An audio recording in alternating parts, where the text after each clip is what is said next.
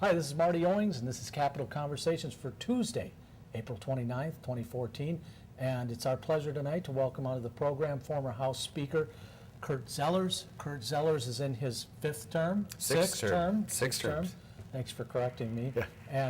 And he's also a candidate for governor. Yes. Looks like you tossed your hat into the ring. I and did. I guess right off the bat, first of all, welcome. Thank you. Thanks I for being appreciate on it. the program. Anytime. I appreciate it when you're on.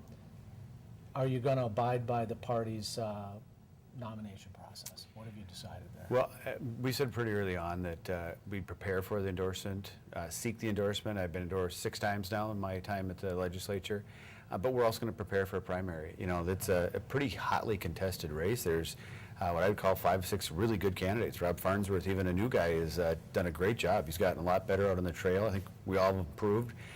But if there is an endorsement, I don't think we should go into this unprepared. So we're preparing for a primary as well. Let's talk about some of your opponents just quickly on the Sure. Republican side. All good guys. I couldn't say a bad thing about them.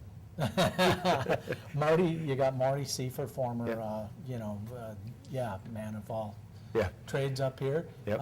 And you've got Scott Honor. Let's go through the list. What do you think? Well, obviously Marty knows the state. You know, being minority leader before I was, he's traveled the state. He knows what it takes to run a statewide campaign. Scott Honor's a new guy, business guy, who came back to the state after being gone for several years. Worked in business, was very successful as a businessman.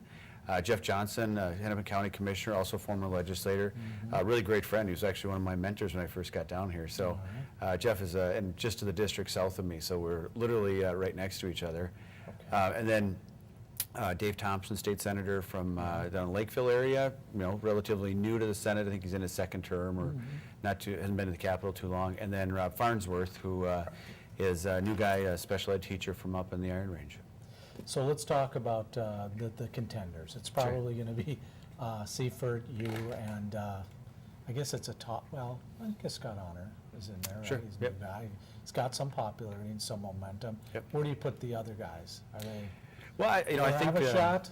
Yeah, I think there's a really good chance that Dave Thompson or Jeff Johnson could get the party's endorsement. It's Isn't Thompson just a little bit too new for your? Well, I think he, especially when it comes to delegates, they want to see a little bit more right of center, candidate.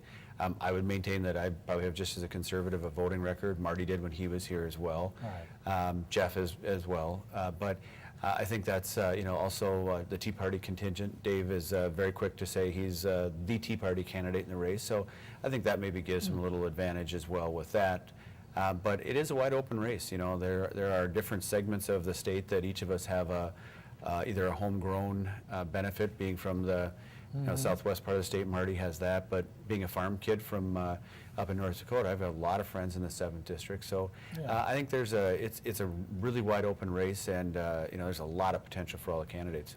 Let's talk about Thompson for a second, because even though he may not, he may pose a challenge at the primary because, like you said, of the right-wing contingent or the hard right. He also has a record. He was on the radio for years. Yeah. So you're going to say some things that might catch up with you. Is your campaign strategizing, looking at those sort of things? What do you do to gain an advantage on an opponent in your party? Sure. You follow Ron Reagan? Yeah, I do actually. I was going to say, you beat me to it. My daughter's name is Reagan, and right. I think really the reason that I think I'm the best candidate out of all of us is because I'm the only candidate that has sat across the table from Governor Dayton, and from a standpoint, it's not looks, it's not talent, it's not experience, it's just circumstance. The other guys can say, well, here's what I would do if I was, in charge, or what I might do. I can point to hard things that not only did we work on from our caucus, but things that we passed with Governor Dayton. We passed a budget. He didn't like it, and he complained about it when he signed it, but he did sign our budget, and he said, I will agree to it, but I'll never agree with it. So I think it's easy for me to point out, here are the 5 things: education reform, balancing the budget, efficiency and effectiveness in government bureaucracies. Those are things that I don't have to say, what if? I can say, here's what I have done. So that's my strategy from a standpoint of campaigning against Governor Dayton, to draw that contrast. I think Republican voters, primary voters especially, will look at that and say, well, all right, so Zellers has gone head-to-head with him. We want somebody who has that experience. So I really don't campaign against any of my opponents in that standpoint. Well, let's talk about the opponents that you might campaign against. Sure. Which is just one. Yeah. Governor Dayton. Sure. What is it? What are you going to focus on with respect to Dayton's record that you think really would differentiate you in the minds of Minnesotans? It's just this competitiveness with Minnesota and our surrounding states, and it's the loss of potential. I sadly lost a daughter, lost a little brother when he was a senior in high school, and what I learned through the grieving process and that is it's this loss of potential. It's what might have been. And when you look at the things that Governor Dayton has done to businesses around the state, I talked with a family daycare owner who said, I was going to add another family, but now because I'm unionized and I have to pay these dues, I'm not sure I'm going to be able to take on as many families because one of the families has said it's going to be too much. The price is just going to be a little bit higher. I talked to a business owner that had a warehouse here. He used to get a renewal of his contract for 5 years. Now, even though they repealed the warehouse tax this session, right. What he said is my customer now gave me a 1-year renewal. He said for 5 years I didn't have to look at that. I could just count that as money in the bank, go out and look for new customers. So it's that loss of potential all over the state. And the biggest one for me is the copper nickel mining, because that's really our last, or one of our last best or most current best option for an economic boom, like an oil in North Dakota or like a gold rush.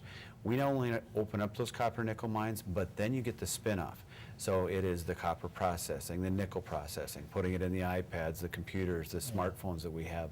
That processing plant built on the Iron Range, or maybe it's in Grand Rapids or Fergus Falls, but that processing plant now keeps those materials here and keeps our jobs here, and we bring real life manufacturing jobs back. And you can go literally sector by sector where the governor has had opportunity to let Minnesotans excel. And I don't, even as a Republican, I don't think that I have all the answers as to what a business owner needs.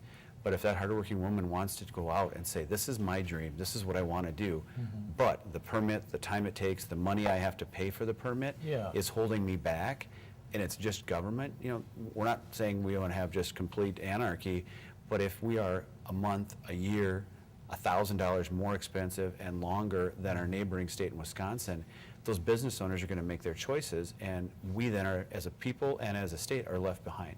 Is that going to give an opportunity for people to come forward and say, hey, there's maybe an environmentally responsible way to do that business in the state? Because I think that's where most of your resistance is coming from, at least from Minnesotans who are concerned about the environment. Yeah, and what I always point out to some folks, and I've been to the Iron Range a lot, I've talked with a lot of people up there. Hanging around with Tom Rukavina, former colleague. Jerry Janicek, Jerry's sure. a great guy. Jerry ran in the primary against my old boss, Rod Grams, in 2000. I get to know Jerry really well, and he's a good friend. But you talk to folks up there, and what they said to me, not me, the Republican, coming up and talking to them, but what the Democrats up there said to me, look, we've been mining taconite up here for generations. We know how to be not only environmentally safe with it, but also productive. We put a lot of kids through college. I built a good home. I got a great retirement because of taconite. They see the potential for copper and nickel, and then they also see the potential of bringing those processing plants and keeping them there, because what they see and what we see in North Dakota is you pump the oil out of the ground, put it in a car, ship it out. What they did with taconite is get it up out of the ground, put it on a barge, and then ship it across the Great Lakes. Process the material there, and then you have that second and third layer of jobs that go with it. So they absolutely, not only do they see that opportunity, but they will point to their own good work and say, we've been doing this for generations. We can do it in a sound way, and and they live up there. They don't want to pollute the water or the air where they live. It's just kind of counterintuitive what you hear, and they absolutely want it to be safe and sound, and so do the companies. That's the other thing. They want to make sure and put a good product out. It doesn't do them any good to spend all their time in court or being sued by the EPA. So you're saying that, are you essentially saying the government is in the way of the local people making decisions for themselves right now, and that's part of your issue? I think so, but it's also, when we're not even considered, when I was Speaker of the House, we had a group of folks come in, they're called site selectors, so that it's not just Republican politicians telling Democrats and a Democrat governor, we're falling behind. And so one of the site selectors works in the healthcare industry. Said that Medtronic was looking to site a new building. That Minnesota didn't make the top 100. Now, these aren't folks that have any partisan leanings at all. You're a business owner, you and I decide we're going to make a fishing rod company. So we want to go and find out who the best fishing rod manufacturers are, who's the best at winding the cork on the handle. So we go to a site selector and say, here's the 5 things we need, or the 3 things that we need. good workforce, willing to work in cold temperatures, know how to fish. The site selector then selects 10 cities for us and says, all right, Marty and Kurt, here's who you want to go to. Minnesota's great, South Dakota, Louisiana's got some good fishing. But when they looked at from a healthcare standpoint, and Medtronic couldn't get Minnesota in the top 100, that really spoke to me about it's not just where we are and where our businesses are now, it's that loss of jobs never even being considered to be brought to Minnesota. Yeah. Well, maybe you could spend a few minutes talking about what's positive about the state and what you think, maybe there's some things that Governor Dayton has done that you think are Sure. encouraging and that you would keep going if you... Sure, the education reform was some of the best stuff. We worked with him on that, on the alternative certification. So if you're a 3M engineer, you've worked there for 30 years, you decide you're going to retire, but maybe you want to get some kids in 5th and 6th grade, not 8th and 9th grade when they're kind of, on a career path, but 5th and 6th graders So interested. 8th and 9th now already? Yeah. Jeez, They graduated with kids who didn't know what they were going to do in the next 15 years. I was shocked. I talked to a nursing student. She was a sophomore, and she was already planning on when she was going to enlist in the National Guard. She was going to get a nursing degree. She was going to do field work out in the Guard in healthcare. And I got to college, and I think my 3rd year I decided, hey, maybe I should pick a major. But I think it's a great example of how you get those folks in. Yeah. And maybe it's not engineering. Maybe it's actually getting some welders to come into the school, because we don't have shop class anymore. We used to be called even industrial arts. Now it's not, we don't even have that. But you talk to a machinist, talk to Twin Cities Fan in Plymouth, and they'll tell you they need 67 machinists in their plant here in Minnesota and in South Dakota. And these aren't $25,000 a year jobs. Some of these guys are getting $70,000, $80,000 a year to start. Can you imagine you got your 2-year certificate from North Hennepin Tech, you're 20 years old, and you can hit the street and make $80,000 a year. Boy, that's a pretty darn good job for a 20-year-old kid, even in today's economy. You learn some Java code too, by the way. Yeah, well, then there's that side. You can build an app, and then we'll both be rich. That's the side I know about. But that's a real positive. And then, the other thing I would say, the permitting reform that said, if we are taking so long to get it, 90 days to get a permit done, if at that point, if it's something we've done before, we've done a lot of, it shouldn't take you 90 days to just basically re-up. Right. If it's just that it's sitting on your desk and you're not getting it done. And then the other thing I would say is, the governor did recognize these bad tax policies. I would have said don't pass them in the first place, but he did recognize that they were bad for business. So he can stand corrected. Yeah, absolutely. Okay, yeah. good. So let's talk a little bit about what's. I want to come back to your race here in a minute, Sure. but let's talk a little bit about what's going on up here this session. Yeah. You got minimum wage, anti-bullying, a couple other things going on up here. Bonding, not done yet, but hopefully within the next 2.5 weeks. Yeah, time's running short. I know you guys are going to say, well, we're not responsible for that because we're not the party in charge, but so let's talk about some of those things. Senate office building, we can talk about the latest controversy over the budget and the Secretary of State's office, but let's start with the anti-bullying bill. Sure. Problems with that? I mean, absolutely. Who's against bullying? Absolutely. It is the, Against anti-bullying. they call that the Hobbesian choice. Is that Marty Seifert always had all those things.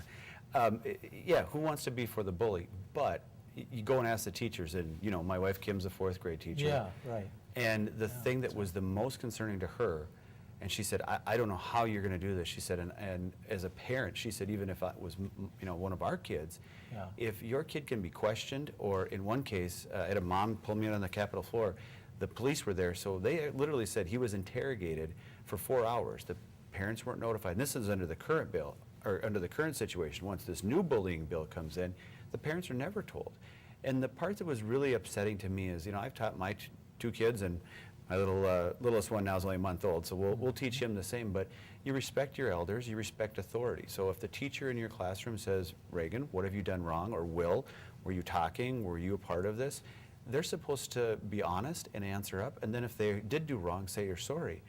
The way this bill is written, where you can't address your accusers, they're anonymous. There's never a way to address them. And then if you are in some way, if they lie and make it up but stick to their story, and this goes on your permanent record, you look at the FBI, the CIA, military career, you were a bully when you were in 5th grade, well, that's going to affect kids down the line.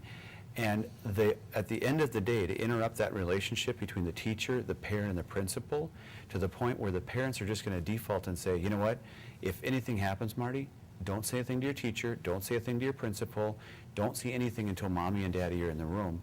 I mean, boy, talk about just absolutely, eroding the authority and the respect level in our schools. So nobody's for bullying, but there are a lot of ways that this bill, I think, could be used by the bullies, also to add on to it, to say, 5 kids get together and say, yeah, Marty was bullying us for the last 6 months. They all stick to their story. Yeah. You can't address your accusers. You can't prove that they were lying. So from then it's 5 against 1, and then, by the way, your parents aren't notified if you're in school suspended. So you're sitting in a classroom by yourself for 5 days. The parents never find out about that. It just flies in the face of everything that we as parents, but also as kids, who learned when we were in school. It seems like it was well-intentioned, I mean, at least on the part of the Democrats to introduce it. They're trying to address an issue, a problem that exists in school. I mean, 4th graders aren't always the friendliest people in the world. And yet, and still, though, it sounds like there wasn't, maybe there's not any funding around it either, so is that another angle? And the definitions are also really wide open. That was some of the things that the lawyers, especially the lawyers on our side, Representative Pepin, I think, went on for about 45 minutes. And for lawyers and for when the lawsuits come, and they will, the definitions are the things that will really either hamstring the school district or cost the school districts a lot of money.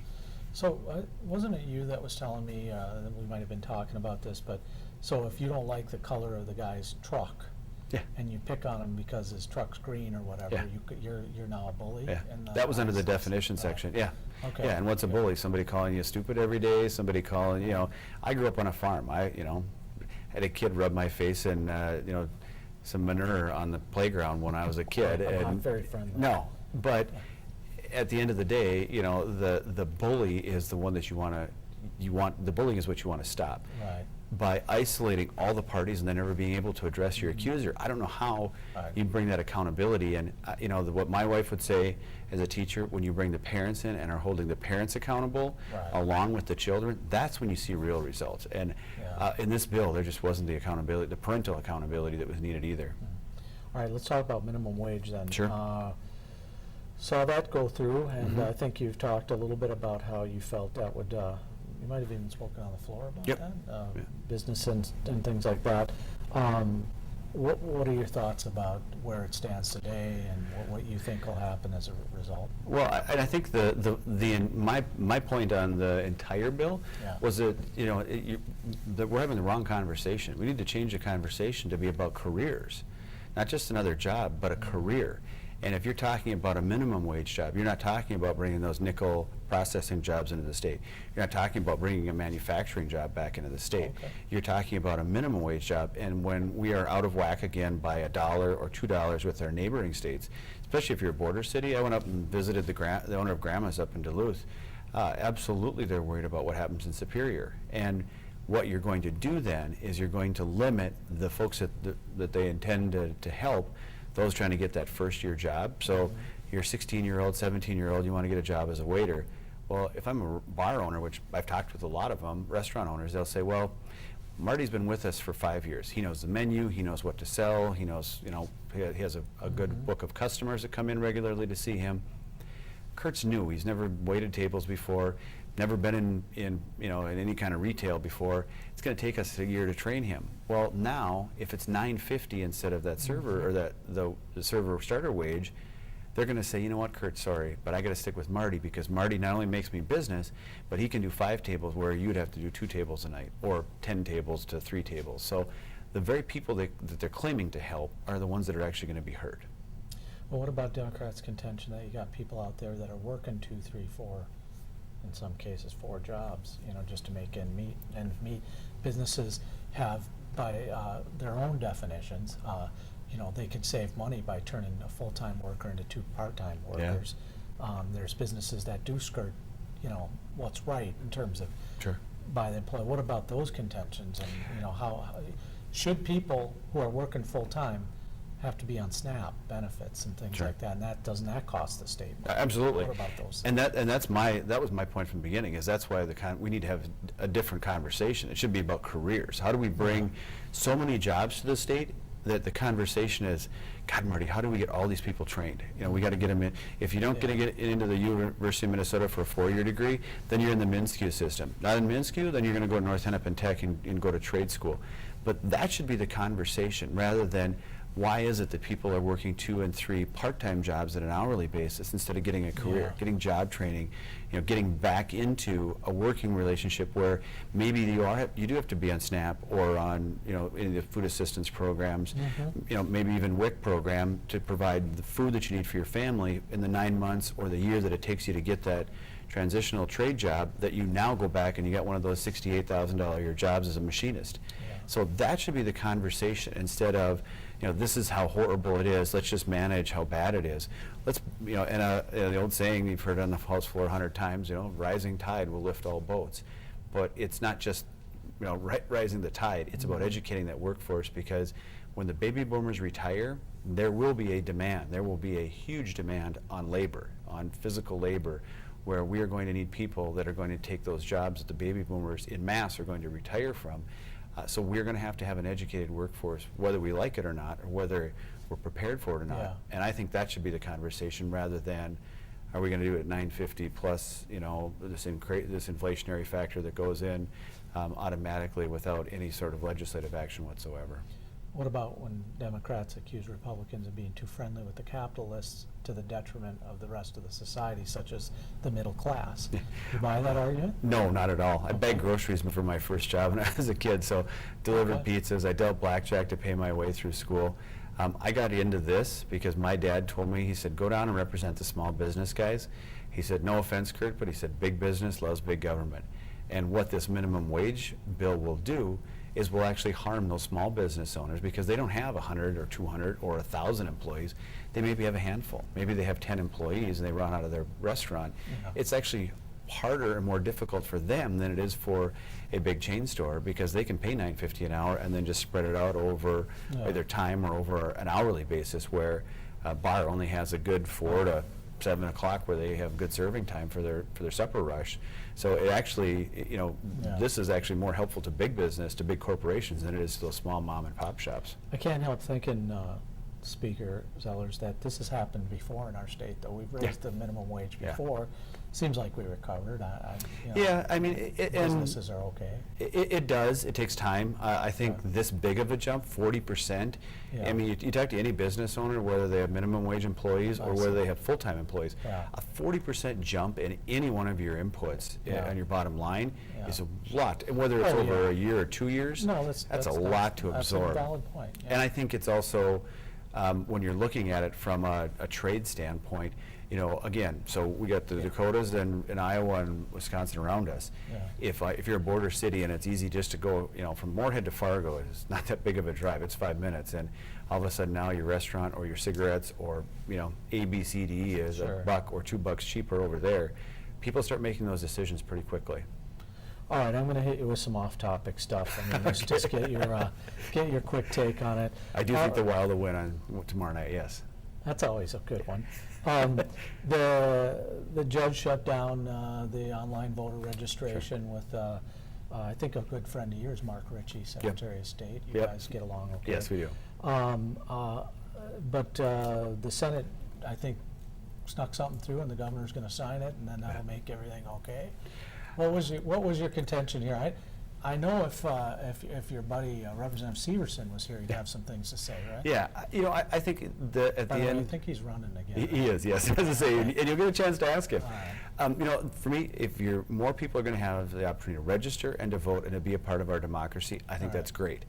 If there is increased opportunity for either fraud or abuse or double or triple voting, I think that's bad. Yeah, but isn't this just the future, Kurt Zellers? It is, Isn't but this where we're headed anyway eventually? I think it is, but soon? then it's, I would contend it's a different form of photo ID. Right. Because you're putting all your information that's on your photo ID into the online registration, including your driver's license number, social security, all the things that are on there. Right. So, you know, is it a horse of a different color or a horse of a different, you know, breed? But it's, you know, it's the way it's going. My concern, though, and you look at the Target case right there, anytime you get to that level of technology and interaction, boy, it's sure easy to exploit. Breach? Absolutely. And doesn't have anything to do with the fact that I sit next to Mary Liz Holberg on the floor. Right, And she yeah. knows security, she knows about these issues more than probably anybody in the state. And she'll be retiring She will. This will be her final session, and I think data privacy advocates will Oh, yeah. miss her. I know Rich Neumeister and others Yeah. respect her work. You know, I was at a conference committee where she and Don Betzold sat in the conference committee together, and the 6 of us that were on the conference committee actually looked at them and said, what do you two think? And they said, well, yeah, we see this as a problem. You should change this. So moved. You should change that. So moved. And when Mary Liz and Don Betzold signed off on it, we looked at it and said, all right, now we know it's safe. And Right. to have both of those folks leave, you know, there will always be folks that will come along, but the institutional knowledge she had is just remarkable. Sure. Well, let's talk about the Clippers owner's remarks. Let's You know, what the heck? that in this day and age, you know, you just can't talk like that. You shouldn't be, you know, whether you're old and senile, which is one of the latest things, it's wrong. It shouldn't. And especially if you're the owner of a team like that, you should know better. And you know, I haven't heard what has happened lately if they verified the tape, but even if it's rumored, you know, you shouldn't be talking like that. We're a pretty white state here in Minnesota. What kind of things would you do as governor to include minorities and people of color, African Americans in the process here? Sure. Well, education first and foremost. You know, if you want to have an opportunity at life, you got to get that high school diploma. Whether you're, you know, Caucasian from up in the Rosa Ward area, or you're a first generation immigrant Hmong or Somali who is here and wants that opportunity, you've got to get that high school education. I think school choice and vouchers are the best way to go about We have a pretty that. bad record of that with African Americans in the Africa state and now. Hispanics as well, Right. one of the worst in the country. And Right. you know, It's Kim kind and of an I, Jen, embarrassment. it's a huge embarrassment. That's Right. why we tried with the governor, and we, you know, I even brought in Jeb Bush to say, look, you don't have to listen to Zellers, but this guy in Florida has really done it. Whether you're Republican or Democrat, Jeb Bush has taken kids in poverty of color and taken them from down here to up here and given them that pathway to success. And not only is it what we, I think, as a society owe them, and it's incumbent upon us, but it is that's the American dream, is to have that opportunity to succeed. And if you can't get that basic building block, it's going to be difficult. So it's easy for me, I think, to say to families, this is what I want for you, because Kim and I send our kids to a charter school. You know, Maple Grove, where we live, I could send them to Rush Creek Elementary, probably one of the top 5 schools in the state. But Beacon Academy, based on the curriculum, based on wearing uniforms every day, so it's nothing that they have to worry about, they just focus on learning. I think that's the best way to go out. And I can reach out to the Hmong families, the Somali families, and say, this is what I have for my children. I want the best for your children. What about the Supreme Court ruling on the Michigan affirmative action case? You know, Where are you at on that? I didn't follow it, I'll be honest with you. I heard about the case. I think if you're discriminating in any case, it's a bad thing. Whether it's, you know, and a lot of kids, it was the Asian kids were some of the kids that were being discriminated most, not even the Caucasian students that were being So would you discriminated have against. upheld affirmative action, or you would have done what the Supreme Well, Court obviously, did? you know, the Supreme Court, I think they got it right, because I think now every student has that opportunity. Okay. But, you know, without it coming to Minnesota, I, you know, wouldn't want to comment on, wouldn't want to preclude a U.S. Supreme Court or a Minnesota Supreme Court decision. Last question for Yeah. you. Last year, the historic vote was taken and the governor signed into law same-sex marriage. You made it clear your vote, you cast a vote against that Yep. decision. If you had it to do again, do you think you'd reconsider that? I mean, given the Yeah. fact, do you think it's, I mean, time that we kind of recognize that this is a part of our society? Sure. Well, for me, more than anything, you know, and I'm not a Monday morning quarterbacker. You know, Sure, I understand. I think every day is a gift, and you should treat it like that.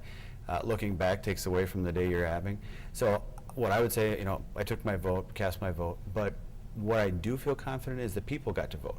I'm a fan of initiative and referendum. You know, not in the Constitution, but just letting the people vote. Yeah. I don't like California's model, where it's a $1 billion industry, but I Sure. like some of the other Midwest. North Dakota's a good example, where you let the people vote, and you know, quite clearly, the people voted on this. They said no. So as far as I'm concerned, the decision's been made, because So whether or people not on- politicians have a position on it, Right. you're saying. and because you well, know what, society is politicians being on stable. both sides Yeah. exploited it for their own benefit, both for it and against it, and both against it and for it, used it for their own benefit, politically speaking. And this way, the people got a chance to vote. Yeah, there was influence on both sides, but at the end of the day, people knew what they were voting for, however you nuanced it. And they said that, you know what, this is the way the society is going, the state's going. the people have spoken. I'm much more comfortable with that than any vote that, you know, the floor would take down here or the governor would sign bills. Sure. The people voted, they spoke. As far as I'm concerned, the issue settled. Well, if you get your party's endorsement, you make it out of the primary, and you start to have debates. I don't think Governor Dayton's going to have 31 of them like we did last time. I'd be shocked. I'd fall over backwards off this As a matter of fact, you balcony. might be lucky to get 3. Yeah. But you'll probably have to answer some pretty direct questions Yeah. from reporters and people out there who Yeah. are interested to know who Kurt Zellers is, Sure. What he stands for. Yeah. It seems like Minnesotans like plain Yeah. language. So Yeah. are you ready for that? Absolutely. I'm a middle-class dad who's married to a public school teacher. I grew up on a farm. I paid my way through college dealing blackjack. I'm willing to talk about it. In fact, I did yesterday to a group of police officers. I said, you know, I lost my job. I went home and sat at the table with Kim and said, honey, what do we do now? I lost my job. And there's a lot of Minnesotans out there that have had to have that conversation. Yeah. And you know what? I think they'd like a governor that has had to go through what a lot of them have had to go through. You know, maybe they haven't, which is fine, but you know, I coach my son's hockey team, so you deal with parents. I go to my daughter's dance competitions, and you see parents and you hear from that standpoint. So I think Minnesotans want to see that in their governor. They want to see that you're not just like them, but you go through a lot of the same things that they've been through, and you know that it's a middle-class family. We're like a lot of other people, and it's time for that next generation of leaders too. You know, at 44, I'm kind of getting up there, but it's that next generation of leader I that don't is. know, at 44, farm kid from North Dakota becomes Speaker of the House of Minnesota. I think you've done all right. I still got some time left. So I can, if this doesn't work out, I got a couple other things planned too. I was just thinking, if we do have another opportunity to have you on while you're running, I'm sure we will. Absolutely. We'll invite Dan Barrero. He likes to talk to you. Yeah, I told him, I said, I'm only coming on if you don't have any of that antler spray stuff on you. Well, thanks a lot, Kurt Zellers. My pleasure, Appreciate Marty, your time anytime. tonight, and Appreciate good it. luck here in the rest of the session and doing the people's business. We appreciate you being a part of the program. Come back anytime you ask me. Thanks, everybody. Don't forget, we will be covering the Republican convention in Rochester coming up here in about a month or so yep. from now. And so we'll look forward to having you join us then. Stay tuned next week when we have a Democrat to talk about the closing weeks of session. We'll see you next week.